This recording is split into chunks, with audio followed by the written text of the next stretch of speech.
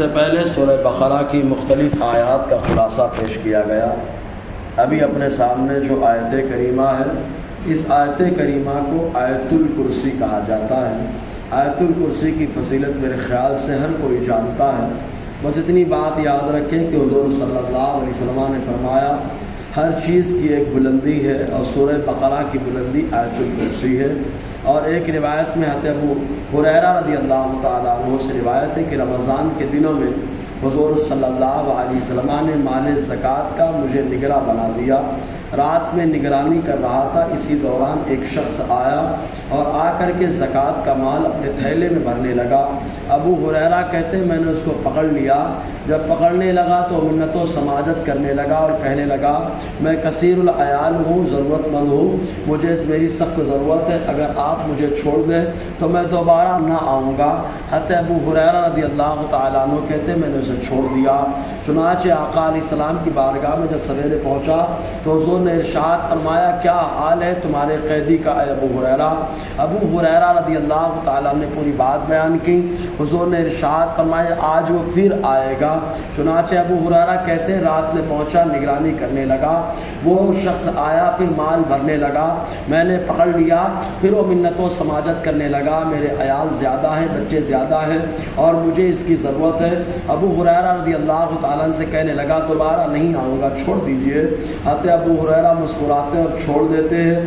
سویرے پھر آقا کی بارگاہ میں گئے، پھر حضور نے فرمایا کیا حال ہے تمہارے قیدی کا؟ ابو ہریرہ نے کہا کثیر العیال تھا، چھوڑ دیا۔ اب وہ کہتا ہے نہیں آؤں گا۔ حضور نے فرمایا پھر آئے گا۔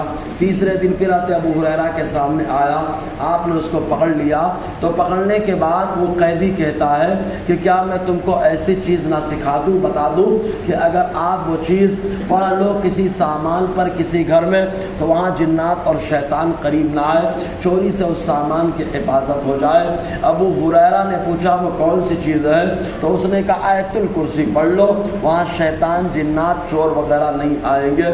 ابو ہریرہ نے مارے محبت کے پھر چھوڑ دیا۔ آقا علیہ السلام کی بارگاہ میں آئے، حضور صلی اللہ علیہ وسلم نے پوچھا، ابو ہریرہ نے پوری بات بیان کی اور اس کے بعد کہا جانے سے پہلے اس نے یہ بات بتائی ہے کہ آیت الکرسی اگر کسی سامان یا کسی چیز کے پاس پڑھ لو وہاں شیطان جنات وغیرہ چور نہیں آتے۔ آقا علیہ السلام نے فرمایا اگرچہ وہ کیسا رہا لیکن بات صحیح کر کے گیا۔ آقا نے فرمایا ابو ہریرہ جانتے ہو 3 راتوں سے تمہارے پاس کون آ رہا تھا؟ ابو ہریرہ کہتے ہیں اللہ اس کے رسول بہتر جانتے ہیں۔ حضور نے ارشاد فرمایا وہ شیطان تھا جو چوری کرنے کے لیے تمہارے پاس آ رہا تھا، لیکن بات اس نے صحیح بتائی ہے کہ آیت الکرسی پڑھ لو، شیطان جنات اور چور وہاں سامان کے لیے نہیں آتے چوری کرنے کے واسطے۔ اللہ تعالیٰ فرماتا ہے اللہ لا الہ الا ہو، اللہ وہ جس کے علاوہ کوئی لائق عبادت نہیں ہے۔ اب اللہ تبارک و تعالیٰ کا جو ہے اسم اعظم ہر کوئی چاہتا ہے، اسم اعظم معلوم ہو جائے تو دعائیں قبول ہو۔ اسم اعظم کیا ہے؟ تو ایک روایت کے مطابق اسی آیت الکرسی کا پہلا حصہ اللہ لا الہ الا ہو، یہی جو ہے اسم اعظم ہے۔ اور کچھ لوگوں نے کہا نہیں اللہ تعالیٰ کا ذاتی نام لفظ اللہ یہ اسم اعظم ہے، باقی صفاتی نام ہے۔ اور آیت الکرسی میں اللہ تبارک و تعالیٰ نے مکمل مشرکین کا رد کیا ہے، دہریہ کا رد فرمایا ہے، معتزلہ مجوسیوں کا رد فرمایا ہے۔ آپ کہیں دہریہ کا رد کیسے؟ تو دہریہ اس لیے کہ وہ اللہ تعالیٰ کے وجود کا قائل نہیں ہے، اسے دہریہ اور ناستک کہا جاتا ہے۔ تو اللہ تعالیٰ نے جیسے فرمایا اللہ ہے، مطلب دہریہ اور ناستک کا رد ہو گیا کیونکہ وہ اللہ تعالیٰ کے وجود کے قائل نہیں۔ اللہ تعالیٰ فرماتا ہے اللہ ہے، لا الہ الا ہو، اس کے علاوہ کوئی لائق عبادت نہیں۔ مشرکین کا رد ہو گیا جو اللہ تعالیٰ کے ساتھ اور چیزوں کی بھی عبادت کرتے ہیں۔ الحی القیوم، اللہ حی ہے، قیوم ہے، یہ ان لوگوں کا رد ہو گیا جو اللہ تعالیٰ کی صفات کے قائل نہیں ہے۔ چنانچہ بہت سارے لوگ اللہ تبارک و تعالیٰ کے اوصاف کے منکر رہے، ان کا رد ہو گیا اللہ حی ہے، قیوم ہے۔ حی جو زندہ ہے ہمیشہ کے لیے، القیوم جو دوسرے کو قائم کرنے والا ہے، کھڑا کرنے والا ہے، تو اللہ تعالیٰ حی ہے، قیوم ہے۔ اور جس کا یہ معاملہ ہو لا تأخذہ سنۃ ولا نوم، نہ اسے اونگ آتی ہے نہ نیند آتی ہے، کیونکہ اونگ کا آنا، نیند کا آنا یہ عیب ہے، یہ خامی ہے، اور اللہ تعالیٰ ہر عیب اور ہر خامی سے جو ہے پاک ہے۔